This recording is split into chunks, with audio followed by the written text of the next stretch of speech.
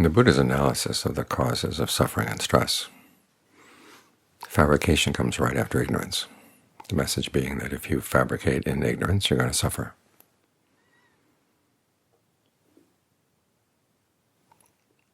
But if you fabricate with knowledge, it becomes a path. And that's what we're doing as we sit here and meditate. We're learning how to fabricate with knowledge. Reflect on the Buddha's teachings, many of which are there to give us ideas of knowledgeable ways of fabricating. There's bodily fabrication, which is the breath. Verbal fabrication, directed thought and evaluation, the way you talk to yourself. You bring up a topic in your mind, and then you comment on it and ask questions about it, pass judgment on it. And then mental fabrication is feeling and perception. And in the suttas, the Buddha gives lots of examples. He tells us how to breathe. There's 16 steps of breath meditation. He tells us how to think about things, what sort of things are worth directing our thoughts to, and how to evaluate them. Lots of the suttas engage in that kind of discussion. And as for the feelings, he talks about how to create feelings of pleasure or rapture through the breath. And perceptions, these are the analogies that he gives. Pictures you can hold in mind that can talk to your lizard brain. So you can bring some knowledge and awareness even to the really, really basic mental functions that are going on right now. We try to bring this knowledge to our meditation. As the Buddha said, various forms of right concentration all the way up through the dimension of nothingness are perception attainments. We use perceptions to stay with our object. But remember that when the Buddha is describing how you get into right concentration, in his description of right mindfulness, there are basically two activities. One is staying focused on one topic. That's where you use the perception as a marker to stay with that topic, to hold it in mind, and to get some ideas of what you can do with it. But then there's the other activity, which is putting aside greed and distress with reference to the world. In other words, dealing with all the distractions that would pull you away from your topic. And he provides perceptions for those too.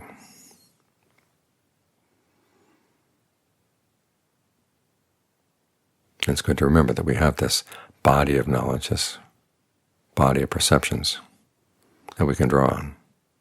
We use the Buddhas. Sometimes we can work variations on his themes. But he gives us the basic ideas, starting with how to conceive of the breath. The breath, he says, is part of the internal wind element. That tells you something right there. It's not the external wind element that we're focusing on, it's the internal. In other words, breath in its aspect as proprioception. Breath as you feel it in the body.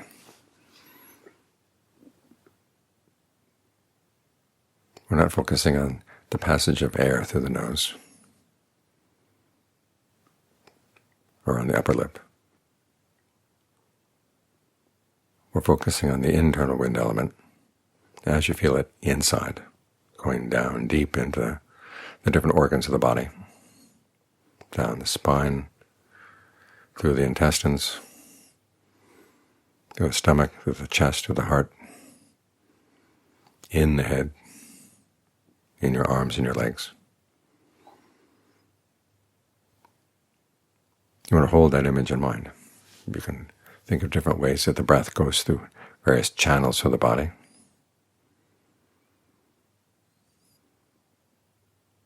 The one caveat here is that you begin to notice, or some people will begin to notice as they're focusing on the breath in the body, that it doesn't seem like the breath energy ends at the skin. There seems to be an energy that is a cocoon around the body as well. You feel it from inside. It's not something that touches the skin, but you feel it as it connects with the energy inside the body. That's often a useful perception to hold in mind, because sometimes the breath energy is not flowing well in the body. And you can cure it as you work from the energy in the cocoon. Make sure the energy in the cocoon flows smoothly, feels light, open, balanced. And then from there, work into the body. That's the one exception. What's one aspect of internal breath energy, which is, as I said, doesn't end with the earth element at the skin. It surrounds it a little bit. But otherwise we're working with the breath, the body as it's felt from within. And using that perception of breath to get the breath to be pleasant. And then, as the Buddha said, you allow that pleasant feeling to flow through the body. This is where he provides a perception. Think of a bathman kneading water through a ball of bath powder. You work it through the various blockages in the body so that everything flows smoothly. Until you get to that second image, the lake with a spring, and the water flowing up from the spring without having to make any effort at all. Those are useful perceptions to hold in mind as you're working with the energy. So those are some perceptions that allow you to work with the breath to the point where the breath gets still.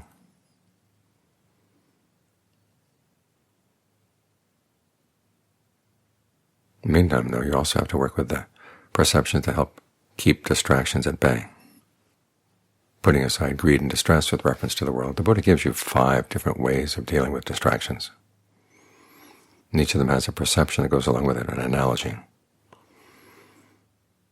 The first one, when you realize you've slipped off the breath to something else, you realize that that's a grosser thought. Being with the breath is more refined. And so just as a carpenter would drive out a large peg with a smaller peg, you simply replace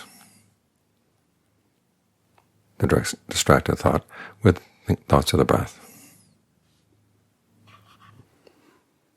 This perception, or this method, is for times when you had a simple lapse in mindfulness. You blank out for a minute and suddenly find yourself in another thought. So you have to remind yourself you don't have to tie up the loose ends of the thought. Just leave the loose ends dangling.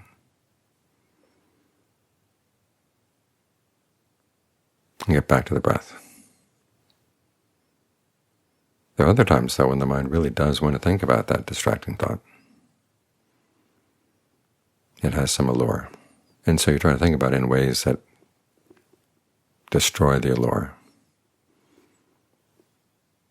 The image the Buddha gives is a young man or a young woman, fond of ornament, looking in a mirror, and seeing a carcass of a dead snake or a dead dog around his or her neck. In other words, you focus on the drawbacks. This can be something as simple as the thought that this thought, whatever it is dealing with something that's inconstant, stressful, not self. If it's about sensuality, you can think about the drawbacks of focusing on the body, or whatever the sensual object is,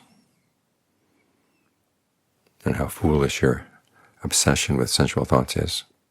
The Buddha has lots of analogies for the position you put yourself in when you're trying to find happiness out of sensuality.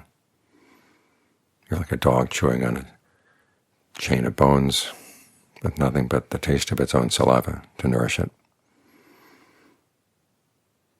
You're like a hawk with a piece of meat, and other hawks will want to get that meat, and they'll tear you apart if you don't let go. Or like a person going around with borrowed goods, showing off beautiful borrowed things, but they're going to see that and they'll take them away. And with this here again, the Buddha gives you some analogies, some perceptions to hold in mind as to see the drawbacks of sensual thinking. He has similar analogies for dealing with the drawbacks of angry thoughts.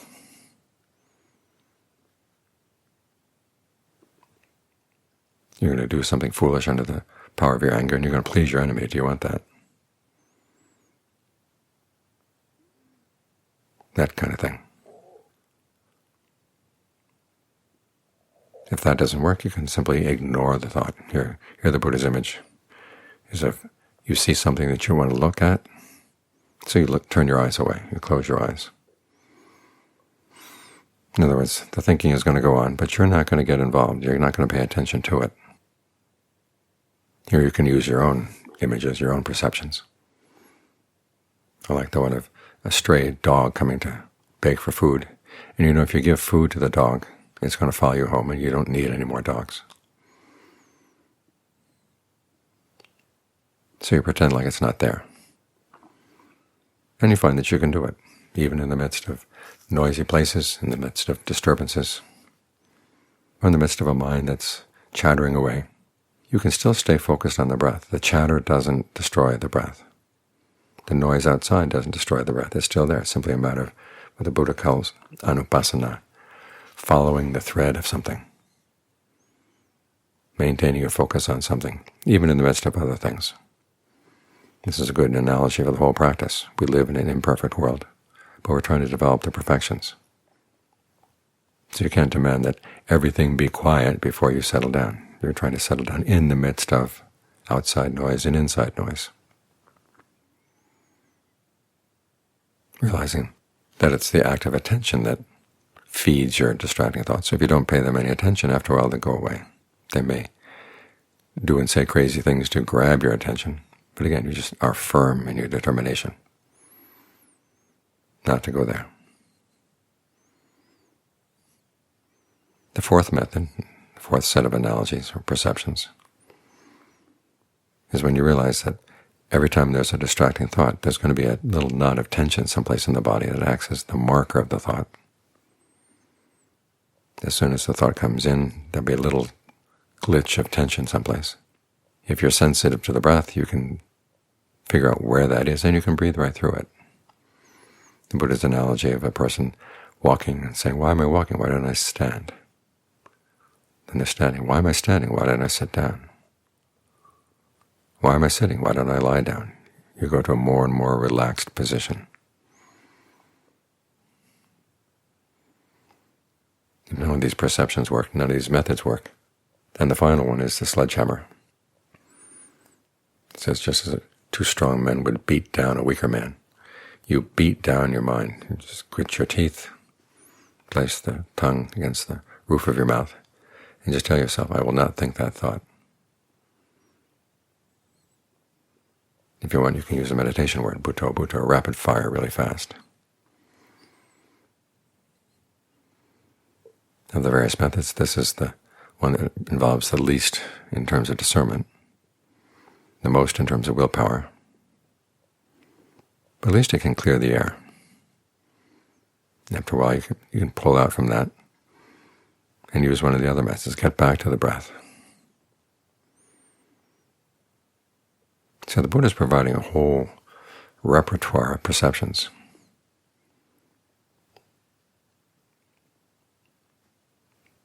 Both to help you stay focused on the topic of your meditation, give you a clear idea of where you're focused, what you're focused on,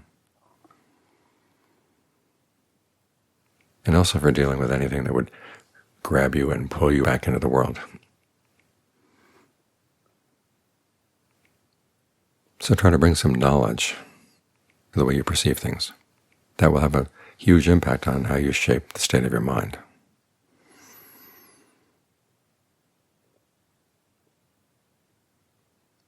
It's one more way in which the Buddha gives you tools. Develop the mind in right concentration.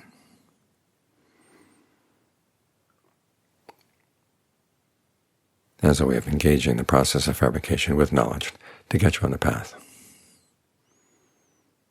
developing the path.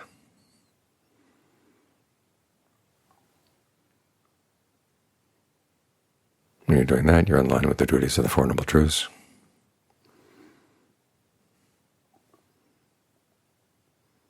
And as the Buddha said, when you stay on the path, you're safe. It's when you wander away from the path. Here again he gives an image. People with a cart, and they decide to leave the main road and take the cart off into the sidetrack into the forest, or Turns out the sidetrack is nowhere near as smooth as the main road. They end up, the axle gets broken, the wheels get broken, and they're stuck.